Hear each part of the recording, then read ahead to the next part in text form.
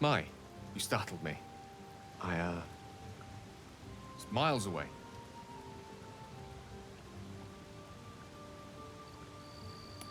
No reason, really.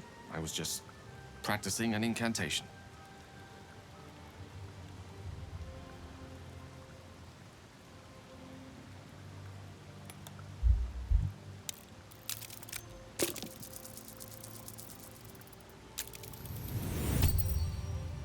What can I say? She's Mystra. Can't quite describe it, the need I sometimes feel to see her, to draw the filaments of fantasy into existence. No sculpture or painting could ever do her justice, only the fabric that she herself is and embodies. The weave. Mystra is all magic. As far as I'm concerned, she is all creation.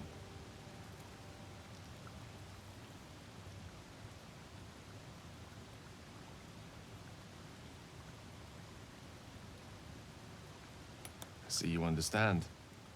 Magic is my life. I've been in touch with the weave for as long as I can remember. There's nothing like it.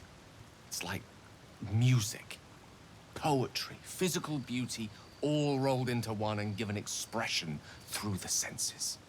Is it the same for you?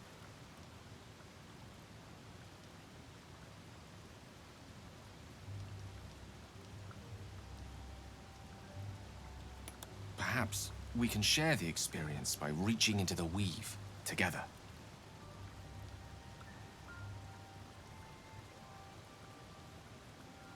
Then follow my lead.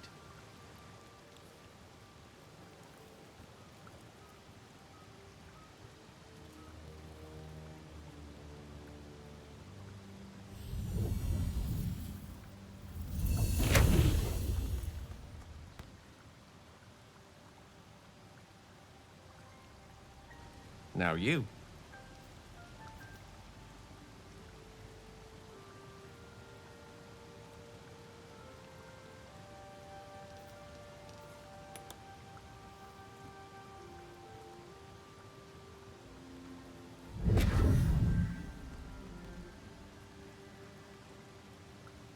A familiar feeling, like a kind word and a kind touch at the same time. It's warm and comfortable. Excellent. Now, repeat after me. Athran Mistraril Kantrak Eo.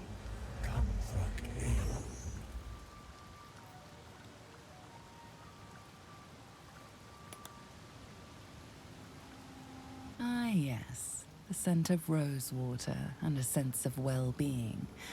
A sliver of weave that tastes sweet on the tongue. Very good.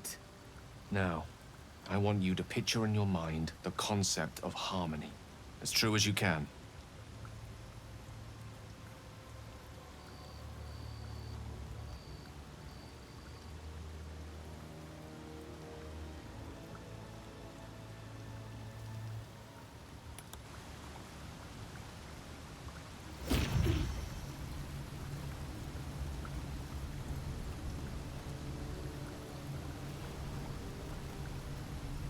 You see, or is it sense, the unmistakable presence of Mystra, the Lady of Mysteries. There's something like the anticipation of a kiss, then the pleasure of being cloaked in peace. You are safe. You are nestled in the cup of Mystra's hand. Look at that. We're channeling the weave. How does it feel?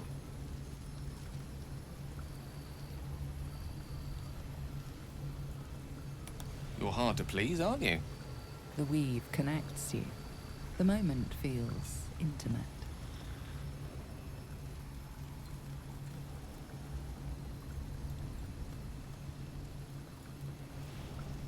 You realize the weave is making you one. You have but to imagine your desire, and Gale will know it.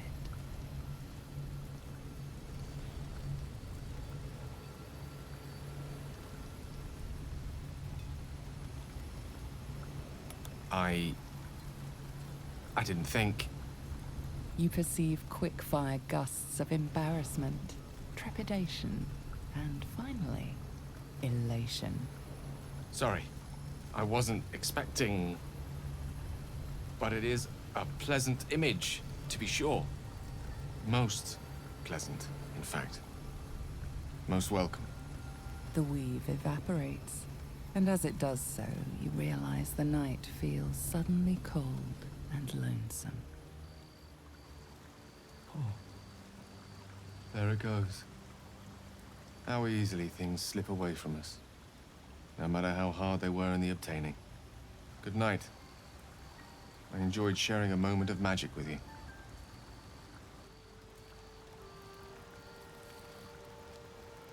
How can I help?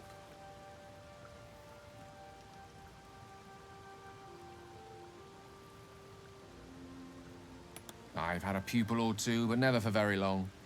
Their ineptitudes tend to irk me. You do seem to be a precocious talent, though.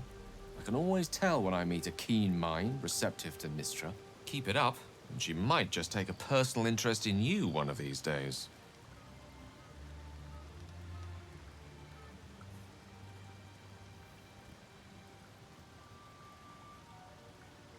Oh, I was surprised, but pleasantly so.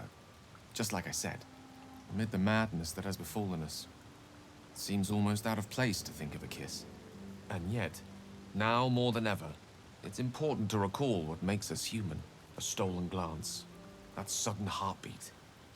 Sometimes the little things are worth more than kingdoms. They promise things to come.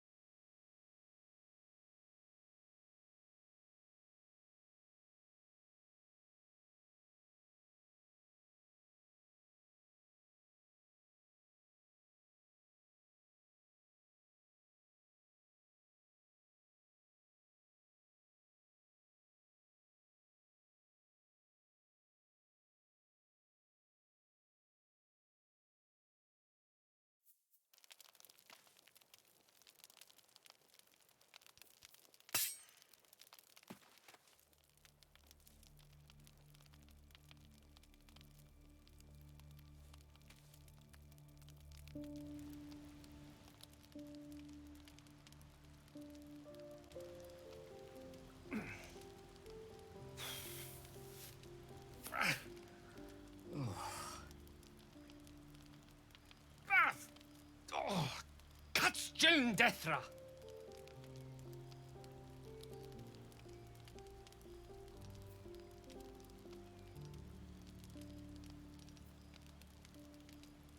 Failure.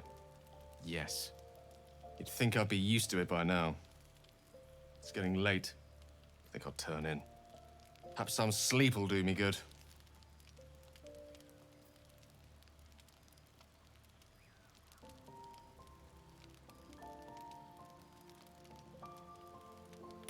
A bygone spell from a bygone age. It doesn't matter. Please, just let it rest.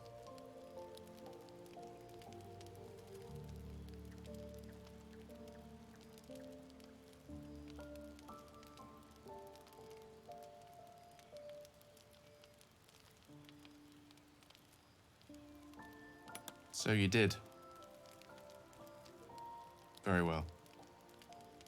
Just now I was trying to cast a spell I once cast with ease, but as you pointed out, I failed. You see, this fire, there was a time that I could make it come alive, that it would take the shape of a dragon and roar in delight. There was a time I could silence a beholder with a word and lift a tower from its foundations with a flourish. There was a time I was all but one with the weave. But no more. A mere shadow of the wizard I used to be. Why? Because I've lost.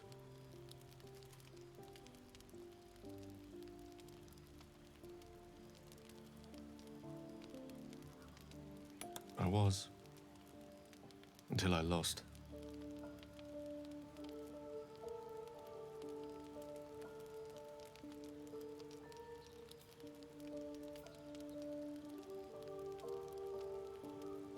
Thank you. You're a good friend. I often think of that moment we shared together. One under the weave. I'm glad to know you think about it too.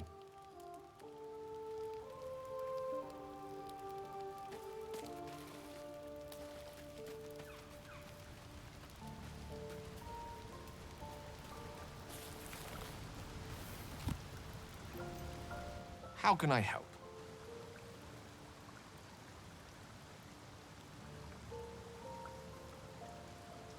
Do you? So do I. You see, I'm not a big believer in fate, but I do believe in serendipity. Life is a tempest of events that sometimes we brace against, and sometimes embrace.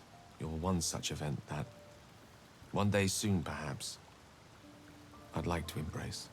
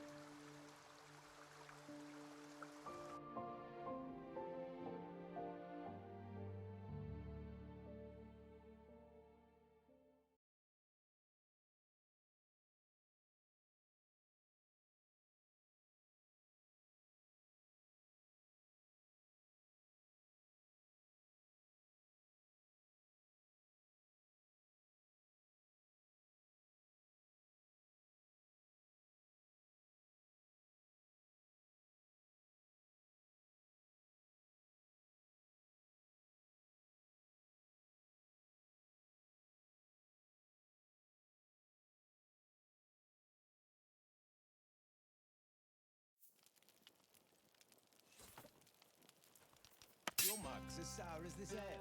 We're supposed to be celebrating. How about two tiefling queens, frightful and... Everyone seems to be in high spirits. Strange. You know who I never thought I'd find myself caring for?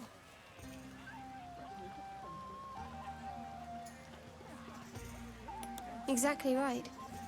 Never gave them much thought. Certainly not that bunch in the grove. Yet we came through for them. We saved their lives. Odd.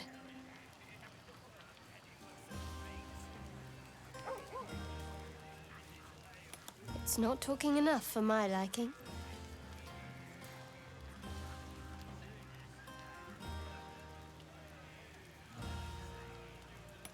I thought you might have wanted to mingle with the others.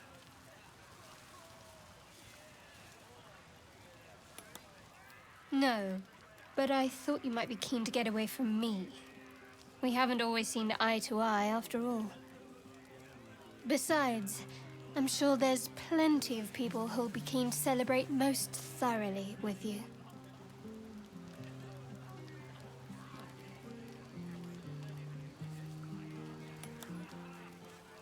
You're putting words in my mouth. I never said I disliked you. It's just, we have some work to do to get on each other's good sides. And yes, I'm sure there's someone out there for you. Gale's been stealing a glance or three in your direction.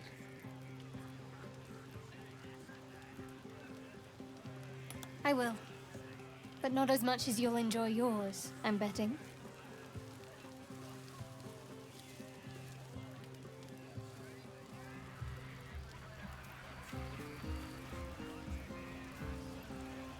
Thank you.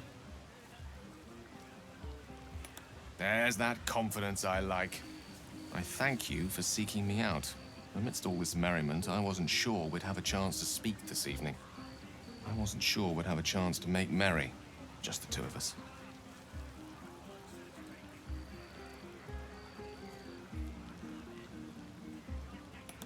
As they say in Waterdeep, in wine there is truth.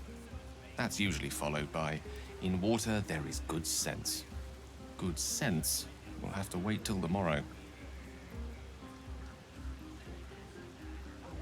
We shared a romantic moment of the mind while cloaked in the weave, didn't we? And I seem to recall a fond allusion to that moment afterwards.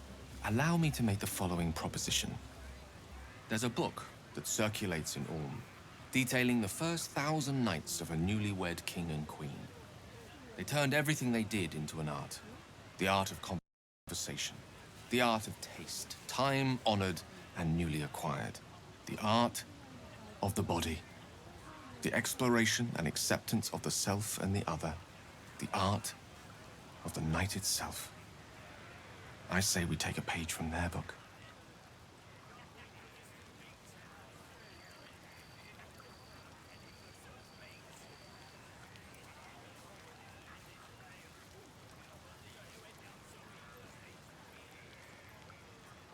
I'm many things, but coy's not one of them. What do you say?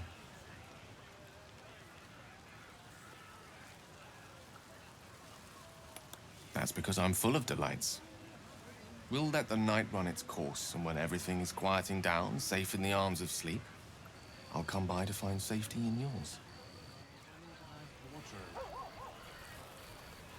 You know, I never pictured myself as a hero.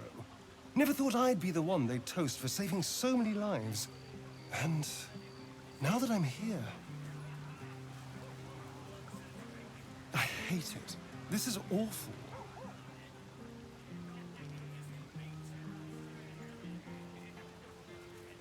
True.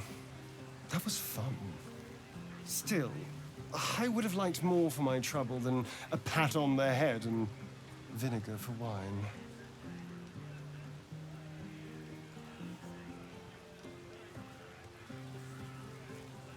Well, it's easy for some, of course.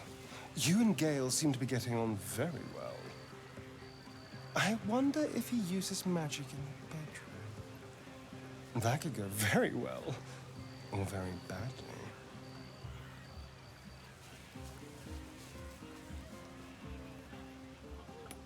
I'm sure it'll be adequate. But you go ahead. Have fun. Talkers are easier to please than you lot. There he is, the man himself. Let us raise a glass to freedom from tyranny. May we hew a clear path for the downtrodden to travel. To you, a legend in the making. And to you and Gale, may your stars burn ever bright.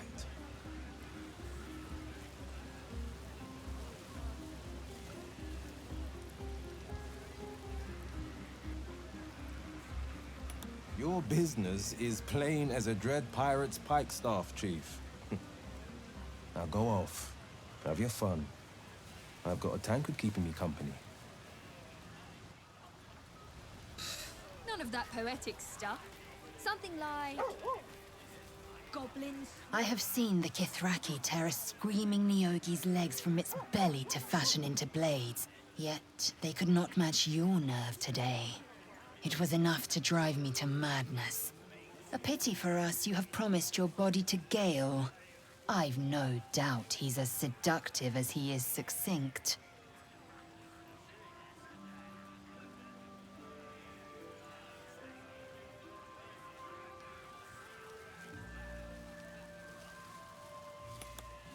For now, but come morning, you will wonder.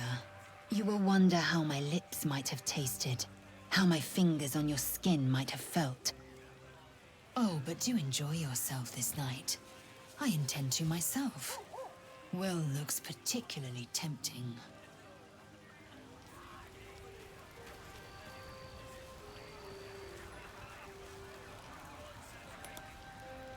The buzz of celebration quiets to a soothing hum As you approach your bunk, though you seek repose, you needn't spend the night alone.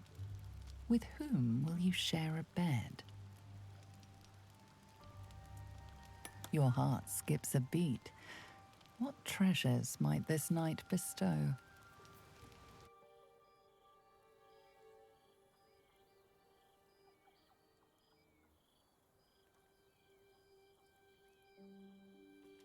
I love this time of night.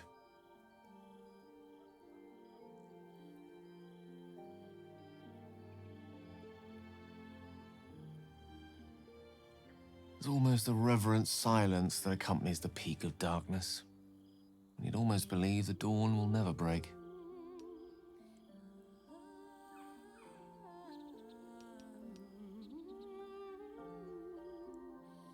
The observation is my own, but I like to think it's a feeling shared by many. The timelessness of lovers. That most beautiful of fantasies.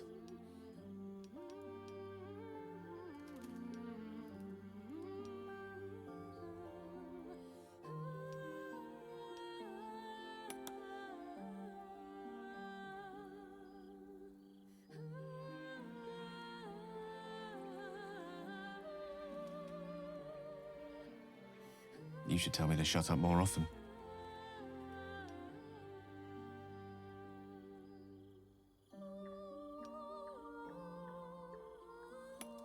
I'm of the opinion one should try and excel at everything. How about we move on to everything?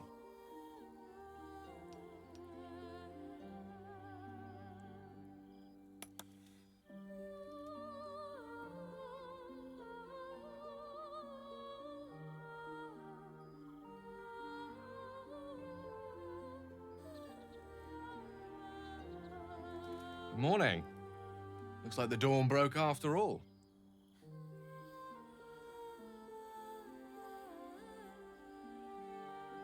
So much for the timelessness of lovers.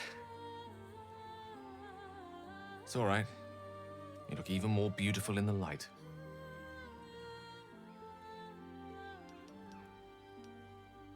I'm sure I do. I know we have to get moving again soon, but before we part, I'd like to tell you something. I'd like to tell you a story.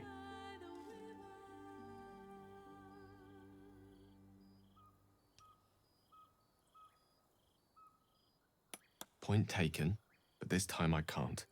It's a story full of answers long overdue. It is the story of a man who fell in love with a goddess.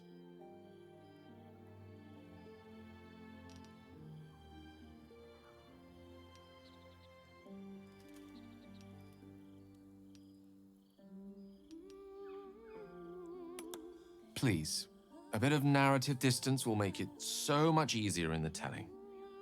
Indulge me.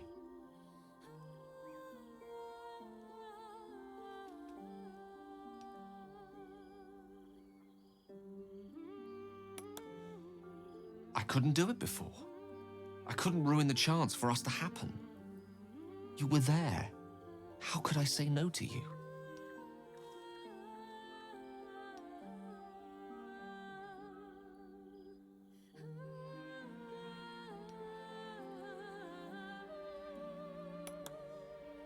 After all, even I am only human.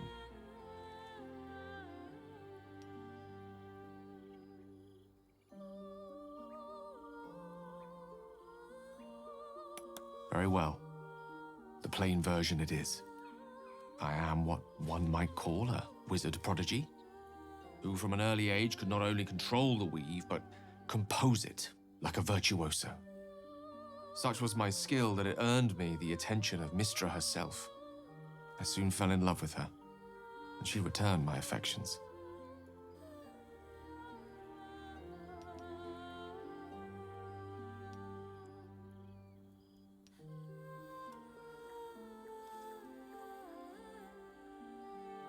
If it makes you feel any better, the affair didn't last very long. Before long, Mystra tired of me. What was I, after all, but a mortal plaything in sacred hands? You have to realize I was heartbroken. I was a young man. She was my first love. I thought it would last forever. I vowed to win her back. Of course, one has to think big if one seeks to win back a goddess. So I thought big.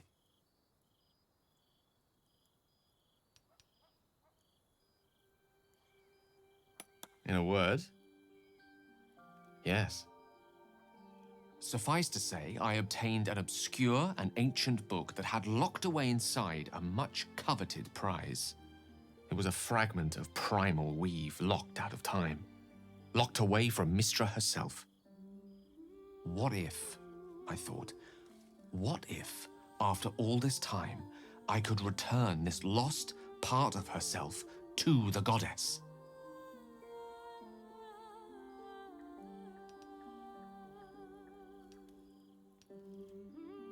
The result was certainly maddening. Here. Place your hand over my heart. Let me show you. You feel the tadpole quiver as you realize Gale is letting you into the dark. You see through Gale's eyes, staring down the corridors of a dread memory. A book, bound, then suddenly opened. Inside, there are no pages, only a swirling mass of blackest weave that pounces. Its teeth, its claws. It's unstoppable as it digs through you and becomes part of you. And gods, is it ever hungry.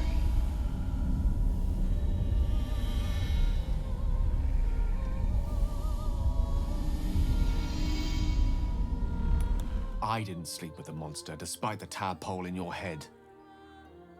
We are none of us monsters. We are merely hatcheries for monstrous things. So we fight them. This Netherese taint, this orb, for lack of a better word, is balled up inside my chest. And it needs to be fed. As long as it absorbs weave, it remains stable, to an extent. The moment it becomes unstable, however.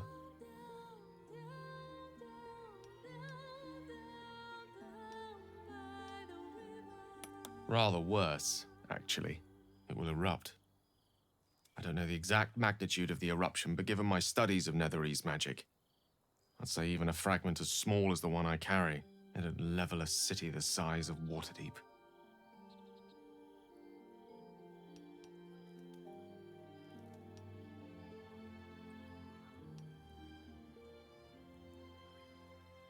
Yes, it is my truth, finally revealed.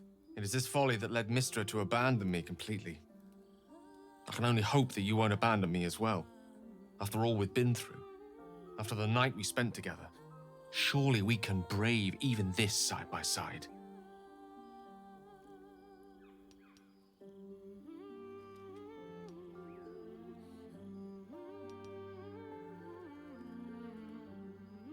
That is a great relief. Oh, a great relief indeed.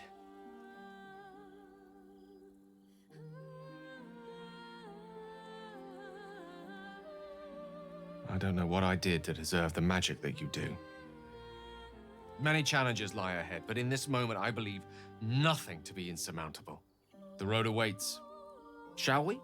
Or do you have questions for me?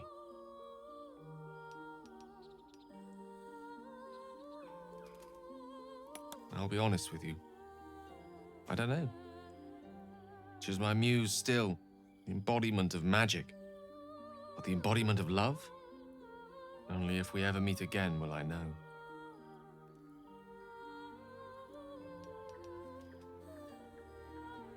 You don't. And a great compliment that is too. You are unique in your own right, and just as incomparable.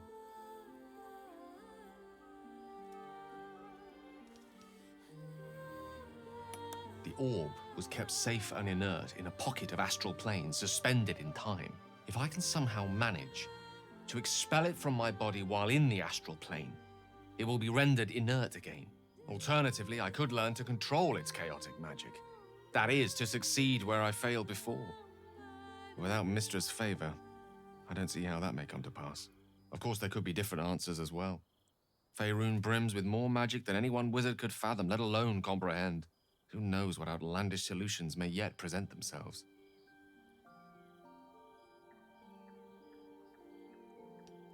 Here's to us, and to brand new adventures.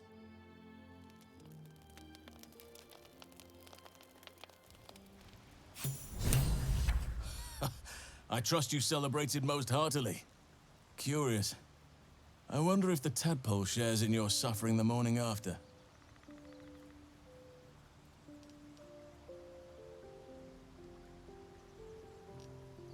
I did.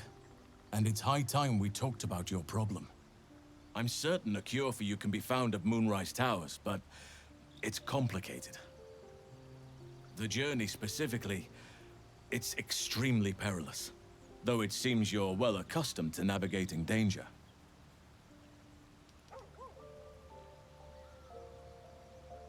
Wait.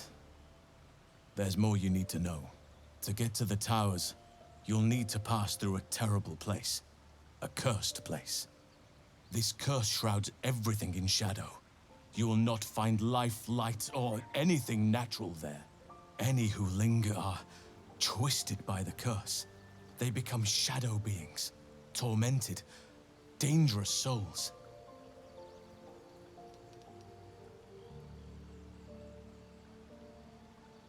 You could go overland, along the Risen Road or through the mountains. Easier at first, but you'll run into the shadow curse eventually. You could also go under. There is a tunnel somewhere in the ruined Temple of Selûne. It leads to Moonrise Towers through the Underdark. Long ago, a man called Ketheric Thorm built a secret stronghold deep down there, before rallying a whole army of Dark Justiciars, Shah worshippers.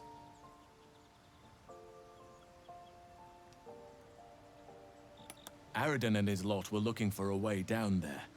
They were promised riches if they retrieved a relic called the Night Song. But I think there's more. From this stronghold, Ketheric's forces could access both the Temple of Selûne and Moonrise Towers. But he was defeated before he could launch an attack. If you can find this place, I'll wager it will reveal a path to Moonrise Towers, bypassing the worst of the Shadow Curse.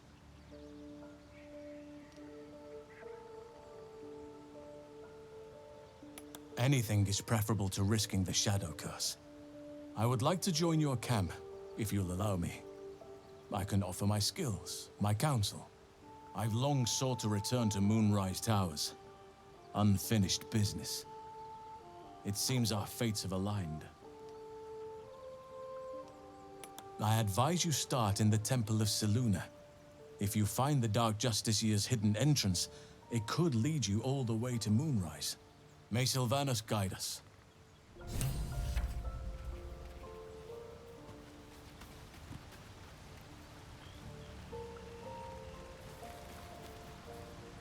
How can I help? A night to remember. It was wonderful, wasn't it?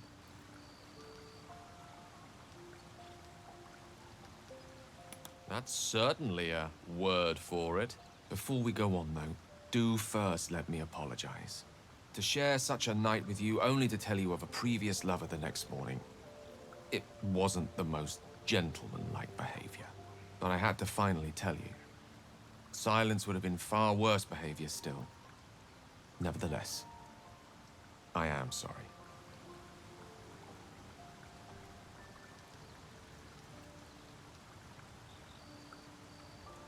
One shouldn't be all gentlemen. We certainly wouldn't have done some of the things we did the other night. But you first approached me about the other night. What was it you wanted to tell me?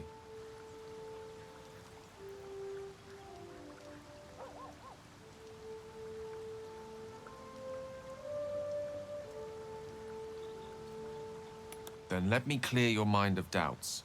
It absolutely wasn't. If it should ever come to that, if I ever know I am no longer able to stop it, I will do anything I can to ensure no one but me pays for my mistakes. I will find the remotest place on the surface of Faerun, or perhaps far below in the depths of the Underdark. I will await that death, alone. I promise I will not betray your trust. You kept me by your side despite the menace that I am. I cherish you. If worst comes to worst, I will be long gone before the curtain falls.